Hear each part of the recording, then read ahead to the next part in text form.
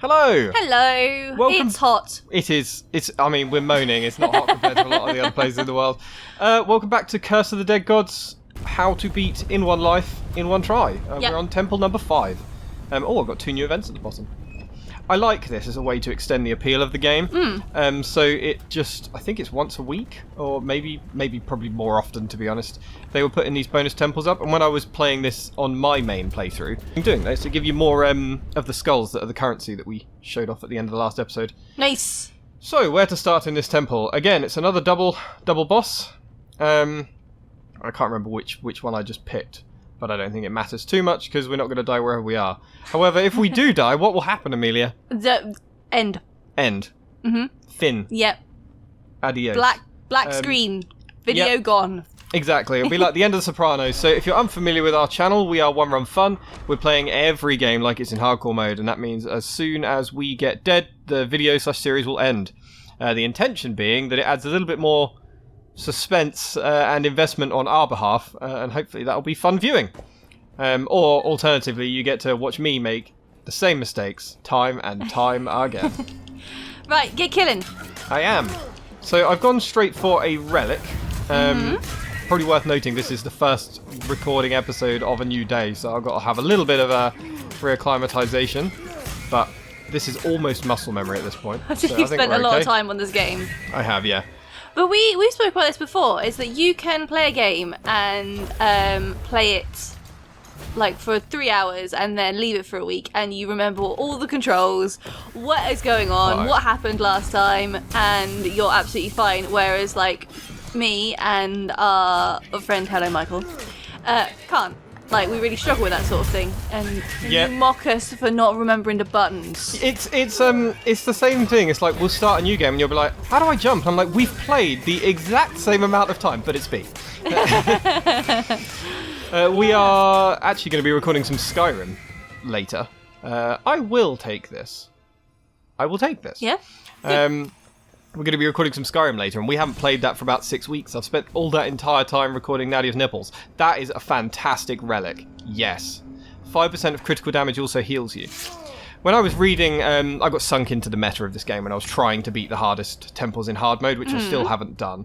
But I was reading about how this used to be 10%, unless I was misunderstanding.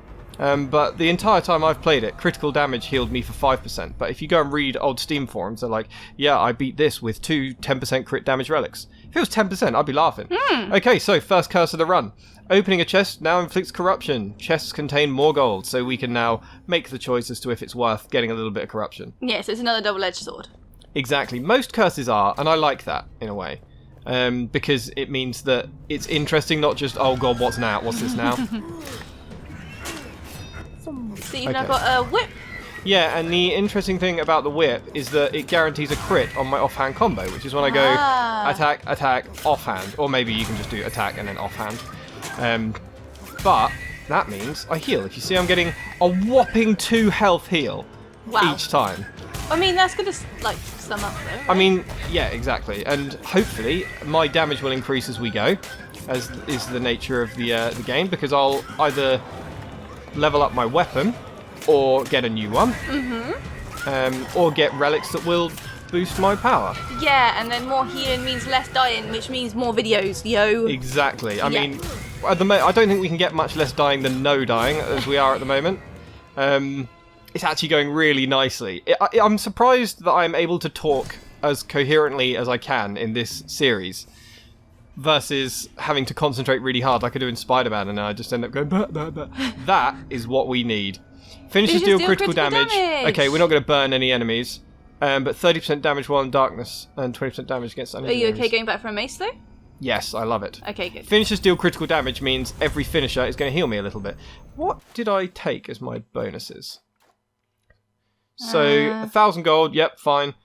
50% more damage if I take damage, so that's useless because I'm never taking damage. That is actually really useful. So when things start to get a little bit hairy, I'll be okay. And then this is the one that we picked up last time. Gear found dropped by enemies has a higher chance of being rare, which is very, very good for me. We like this. Absolutely. Onwards. The mace was, so we're in an unknown room. It could be anything. Hopefully it'll be one of the Dead Cells chests. No, it looks like a Healy-do. It's a healy do, which we don't need. Yeah, complete waste of time, but that gets us one closer with less risk. So we'll be fighting. This is the blue temple, so I think it's the witch first of all. Yep. In the first boss, and then in the second boss, I honestly can't remember what it is, but I'm sure as soon as I get in there, I'll immediately remember, and everything will be fine. Right, another unknown rune then. Absolutely. What? Is it? Well, onwards. It's deja vu. What are the odds of that? This is fascinating. Has that gone up yet? Yes, of course. That's been all of our Skyrim videos, except for the nipple event, are up. Okay. Interestingly enough, now I have the concrete answer. It's depending on when I launched the game. Sometimes it would load her with clothes, sometimes it wouldn't. So the entirety of episode 14, Yeah. she is fully clothed and decent. None of episode 13 does she have clothes, all 2 parts. Part of episode 12, she does, but I've blurred her anyway. But now I know what's happening. And it's very weird. So does that mean that I can re-add her to my team? She is still on the team. I've had to make some reasonable adjustments to her clothing because I couldn't trust her not to get her boob out, to be honest. She'd proven herself... Ow! I looked at the timer. Stop it, don't do that. You can ask me, I will be your time. Well, I noticed it was occluded by the... I did it again! Stop it! Hang on, give me like 20 seconds. Boom. There we go, thank That you, was viewers. not 20 seconds. Well, I need to manage expectations because then when I exceed them, it's much more reasonable. It's a very developer thing to say. Thank you. So I'm playing with my a blanket over my hands because I noticed that my frantic clicking in the previous... It's not frantic, it's quite methodical. I'm not one for button mashing normally, unless I'm really panicking. Mm-hmm. But I did notice that it was quite audible, even attempting to noise cancel it. You don't like button mashing. No, Especially when you're beaten by button mashing. That very rarely happens in a game I'm competent at. I don't like being beaten. Like, if I pick up a new fighting game, we went through a phase where we would always play fighting games together. And there's me trying to actively feel out combos and learn it, and you going across all the keys, and then I lose. If it's like Smash or Soul Calibur or Tekken, I can deal with it because I'm competent. But then when we picked up, I got the Dead Cells curse. So at the bottom of the screen, you see it says there's like a skull and then 30. Yeah. And I also have like a flamey head, like the Dead Cells man. So I will take 50% more damage until I have got 30 kills. Okay. No problem at all. Better get killing then. 2. I will. Oh, it's actually going to give you a countdown at the bottom. Yeah, That's nice. Nice and easy. And then at the end of it, it's only bonus. There is no curse left. Ah. The curse is the fact that this, if I get caught out, it really hurts. But because you know your finishes will crit, you can heal yourself as well. Yes, with a whopping whopping 2. It will all stack up. It will. That 2 and that 1 could save your life. But it's not about the now. So as I think we touched on later, the temples will be much longer. Yeah. Or they'll just be longer. And so you'll have a much more developed set of gear by the end of it, and therefore a more focused build. Where this will be very useful. If, for example, I picked up something that gave me extra crit damage, then that means I'm getting extra healing as well. And there's also a relic that will give me plus either, I think it's 25, 50 or 100%, or it might be 50, 75 and 100%, but I only look for the 100% healing, basically. This is horrible. This is a bad one, and actually could spell disaster. So now when I kill an enemy, they have a chance, and it's something like a 1 in 3 chance. It seems to happen a lot. It will probably happen to this guy. It did not. I'll show you. That, boom. And then see the wave go out from the floor that I completely missed? That's going to happen a lot. Okay. The good thing is it hurts other enemies. That's the boon part of it. The bad side is it really hurts me. And they can chain reaction to a point where it's almost unmanageable. Uh-oh. But again, it's another element of the roguelike that changes each run. And that is why I love this genre. I mean, I've gushed about it between all these episodes. I'm on a bit of a roguelike hype. Hades has literally just launched on Game Pass! So I'll be playing that again. That was my game that I played over last Christmas. I think I've said that already in this series, but boy, did I enjoy it. I need to kill this guy before he becomes a bap. A bap. So is Hades your game of the year for last year then? I don't know. I have a very hard time naming a game of the year. I know you played Immortals Phoenix Rising last year, and you were like, it's my game of 2021, and nothing else has happened. Right, if I open this, I'll get better rewards, but I'll also get corrupted. YOLO. So we're not even halfway through yet, and you've got 3 out of 5 curses. I like the danger. But thank you for reining me in, because what I'm actually going to do is beat this boss, and if you remember, that means I remove a curse. So yeah. I will have, hopefully at the end of this, if I don't eat their curse, more. Oh, it's just this man. It's not the witch lady. She's in the green one. Bang, bang, bang. Step back, let him do something. Okay, that was what he's doing. Bang, bang, bang, and then get behind him. So it's all about rhythm. He has three attacks you worry about. The boomy things on the floor that are just passive. So just keep on top of those. This laser beam, which is pretty easy. I was worried then because you got caught. They don't, and then this, where he shoots on the floor and you just roll through him. It's when you don't know the boss, can be overwhelming, but what you really need to do is stay close to him, because the worst thing you can do is be far away and he does this, and then that has a stupid reach. I know it didn't look like it there, but that's because I'm close. So he didn't. But the actual, exactly, but the actual range on it is obscene, and you have to run a lot faster to get out of its way if he's. Oh, that's bad. Well done. Are we on a 0 hit so far? I think we are. It's going quite nicely. I think you were hit. No, I don't believe it. I'm in this room with more health than I started, I'm sure. You just got a 6 as well. Little red 6. No, 2. That's healing, yo! Oh, was that healing? Yeah! Oh. He ain't hitting me with nothing.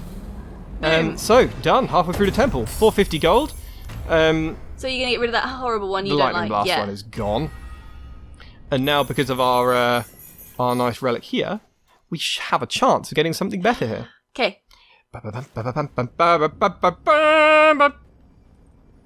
Actually, really, really good if I could do fire damage. But if you had a fire thing. I'll take it. And... Oh, an upgrade to this. So it's not an upgrade. It's actually worse in terms of the stats on it. So mine's a level 3, the number to the right. Yeah. There are lots of attributes as the weapons. This one is a level 2. However, I think it has better scaling, because this will it will give me 1% of max health for each enemy killed. Yeah. Win. 1% base damage per point of perception. I already have 10, so that's an extra 10% damage. Plus an extra 20% critical damage. Which combos but with the I other do thing that lose lets my us crit. 30% damage in the darkness. And my 20% damage against uninjured enemies. I don't know how I feel about this. Well. So what I'm going to do is not take it. And I'm going to press X to get an extra 3 dexterity instead. Okay. Dungeon rings. Right, let's continue. Onwards to the second half of the temple. Absolutely. Which, you know what? Actually, no, the second half of the temple takes longer because things take longer to die. So I'll do a couple in. Okay. I'll time it better than last time. We won't dupe the users again with another 2-minute episode. The users, the viewers. Thank you for playtesting our Let's Play channel. Right, these things are a bit annoying. They can buff things, and then they also have the ability to zap me, and that holds me in place and does damage over time. I don't like... and corruption over time. That's the big problem. This is also annoying. I can break him out of it with the whip, though. Oh, good. So the whip's actually coming in more useful too. Yes. So I don't really like the whip normally. Normally my offhand weapon of choice is something that just...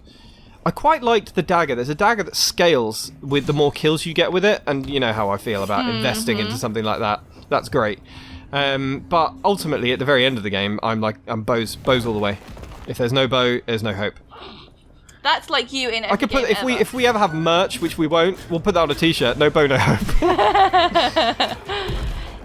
You bang, bang, bang. have a soft spot for bows. I do.